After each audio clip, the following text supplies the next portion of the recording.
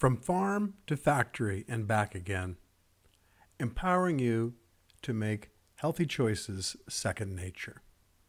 Segment 4. Anyone can do it. There are only two things required to adopt a new approach to managing your health and achieving the body you desire and the need to reduce your risk for disease.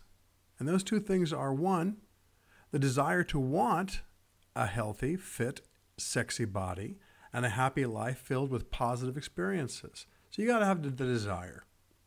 And number two, you have to have the will to learn how to make it second nature without struggle. The will is easier if the way is easier. Another wonderful segment from Stephen Covey that I really appreciate in his 7 Habits for Highly Effective People. He talks about the will. And here's an example that he used. Let's say that you are downtown in a major city and somebody has strung up a wire between 2 tall buildings, 30 stories up. It's a high wire. And it's open window at one side and an open window on the other. And somebody says, I will pay you $10,000 if you can make it from one end of this high wire to the other.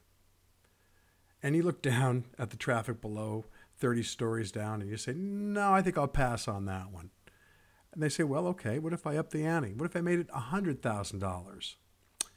No, still I can't do it. Well, how about $1 million? I'll pay you $1 million if you can make it across this high wire from one building to the next. And you still say, I'm sorry, can't do it. So the will is not there. Even though there's a lot of money involved, you're not going to give your life up for that or risk your life for that. On the other hand, let's say that one of your kids is in a window on the other side of that rope or that high wire, and a bad guy has got a knife to that child's throat, threatening to kill. And they're looking at the people that are going to potentially come in, so their back is turned to the window. And you're on this side, and you want to go over there and save that child. I don't know about you, but I'm going across. You couldn't pay me $1 million to do it, but if I have to risk my life to save my child's life, I'll be there. So the will, where the will is sufficient, the what doesn't matter. All right, so if you have the desire and you want help with the will part of it, here's some ideas. Take a holistic approach to diet, exercise, and rest. Diet, exercise, and rest are the 3 pillars of a healthy body. That's the 3 things that you've absolutely got to maintain if you want to have the healthiest body and the happiest body, the happiest mind, the whole bit. So take a holistic approach. Make sure that you identify all of the things and all of the factors that you have in your life. We have a tendency to let our work and our role as employee and our role as a parent dominate our life, and we put ourselves second or third or fourth. Well, you can't be there for your kids. You can't be there for your career if you're not feeling well or if you're sick or if you're dead. So you have to take yourself and put yourself first. You've got to be your own priority. You have to first take your calendar and put the things on your calendar that you need to do to be there for everybody else. You've got to do it. So this requires a holistic approach in your life to know. The other thing that's important is that if you can find a way to live a healthy lifestyle, to get the exercise that you need, to eat the food that you need to eat, and to get the rest that you need, if you can find a way to engineer that to where it's second nature in your day, and you can manage and balance these things along with your responsibilities as an employee or as a parent or as a grandparent or even as a student, whatever your life is, you absolutely have to adopt a holistic approach to maintaining your diet, your exercise, and the rest that's required. So there's some things that can make it a lot easier. First of all, don't try and fight fake food. If you have a lot of processed food, if you eat out a lot, if you rely on others to prepare your meals for you, such as restaurants or vending machines or stores that you go into, and the easy thing to do is to grab a bag of chips or to go into a sandwich shop and say, hey, let's make it a meal. Let's add crackers or chips to that along with a soda. No, you're fighting it. You're making it very difficult. You have to be able to recognize the bad food and the bad choices from the good. Organic is a great way to go. At least you know where your food's been and you know the rules with which it was prepared. So it's a very, very unlikely that organic food is going to have the same impact on your habits that fake food will. So number one, eat organic wherever possible. And if you do it correctly, it does not have to be a budget buster. I can show anyone how to live an extraordinarily healthy lifestyle and probably spend less money than you're currently spending. Next, you've got to be prepared. You have to be proactive. You have to anticipate where you're going to be, what you're going to need, what your situation and circumstances are going to be. Are you traveling? Are you going to be at an airport? Are you going to be in the car all day? Are you going to be away from the office? Are you going to be at a sporting event? Are you going to be at someone else's house for a party, for a day's activity, to watch a ball game? Whatever these situations are, be prepared. Plan ahead. Know what you're going to do in any and every food situation. And of course, stay away from all the fake food. Every chip that you eat, every soda that you drink, every piece of pizza that you eat that is made with bad ingredients is going to make the job way more difficult. Why? Well, there's lots of reasons. If you eat real food and healthy food, and you learn how to eat it in quantities that are small quantities, and you're eating it kind of frequently throughout the day, number one, very rarely are you going to have cravings for apples. You're not going to have a craving for broccoli. So if you eliminate the kind of food that gives you cravings, fake, altered food that really wasn't grown the way that you're winding up eating it. If you eat food that has soy and wheat and corn as substrate or as major ingredients in a way that's altered from their original state, you're making life difficult on yourself. And when you go out to eat, the food that restaurants serve is oftentimes grown with the additives and grown with the herbicides and pesticides and so forth, and then prepared in a lovely, delicious way. It looks great. It tastes incredible. Flavor is king. You know, if that's your lifestyle, if that's the kind of food that you go for, you're going to have cravings, and it's going to be extremely difficult for you to control and limit how much bad things you do. It's like a smoker trying to go from 2 packs a day to only a half a pack a day. It doesn't work. So you can eliminate cravings, and you can eliminate hunger and lifestyle-related diseases by eating really healthy food. Now, the human body replaces its cells about every 90 days, at least the soft cells. And the cells in your body have a memory. They remember what they're built on.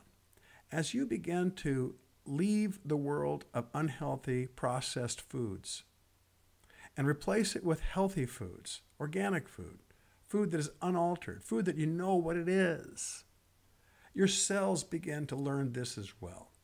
And with the elimination of the processed food cells and the creation of cells that are built upon really healthy food, the cravings go away, the hunger goes away, and your lifestyle-related diseases are under control.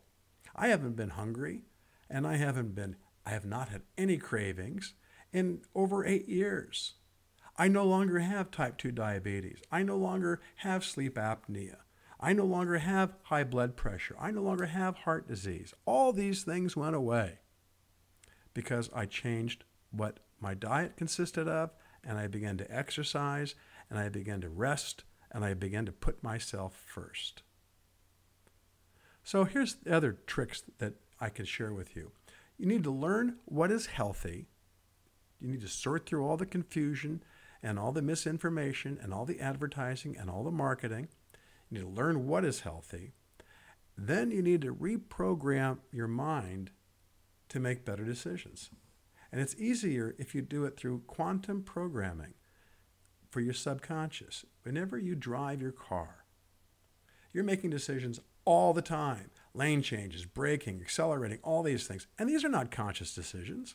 These are subconscious decisions because you already know what you're doing. You're talking to somebody on the phone, you're listening to something on the radio, and you're not thinking, gee, I need to change lanes or I need to accelerate or something like that. It's second nature.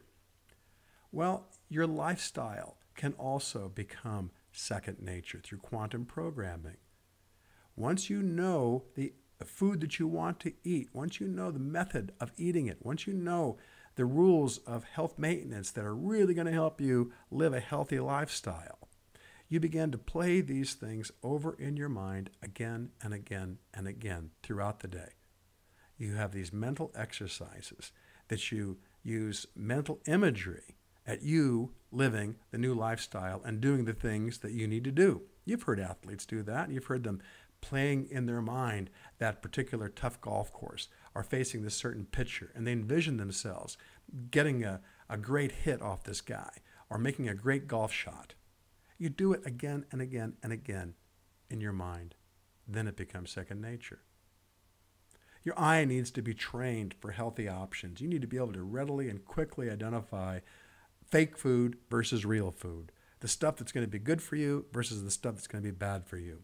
And it comes in so many ways, so many packaging options, so many claims that people make, so many things on the package that says it's healthy for you, it's natural. No. You need to understand for your own self and do your own work. You can't trust any food company. You can't trust any package and rely that they're telling you the truth. Remember the stories about the cigarette smoke and the doctors, okay? And again, you need to be prepared. Always be prepared. Once you know what needs to be done, once you know the food that you're looking for and you're making those decisions, always, it becomes a part of your subconscious. It becomes second nature. And then finally, if you desire and you have the will now and you know what to do, you can leave a healthy legacy and be the example for your family and friends. You learn to identify healthy food and you share that information with others. You start exercising and you make active living a normal part of each day. You learn the tricks of portion control that makes losing weight and keeping it off easier. Communicating with the people that you spend your time with at work, in your house, on vacation, your social life. Let everyone know the kind of life that you live. That's going to be tough. Telling those around you that I can no longer play the food game with you can be damaging and hard on a relationship. You're going to find out who your real friends are. Take the dog for a walk, take a bike ride, go hiking, go backpacking. Enjoy your life. So here's my dream. I really would love to see America adopt the same attitudes towards bad food that they did against cigarettes. Let's see if we can make people completely aware of the difference between whole wheat bread and stone milled bread. Let's see if we can make people completely aware of the advantages of organic versus factory processed foods. Let's see if we can reduce health claims in this country by half or more by living a healthy lifestyle and reducing our claims and plummeting the cost of our health care. Could you imagine if we were able to wipe out or significantly reduce the lifestyle affected illnesses that we have? What would happen to the supply of our health care? And then what would happen to the cost? We all win. Well, thank you very much for indulging me for this 4-part series. Thank you for listening, and I hope in some small way it's made an impact on your thoughts about how to gain control of your life, gain control of your lifestyle, and how you can make healthy living second nature. Thank you, and be well.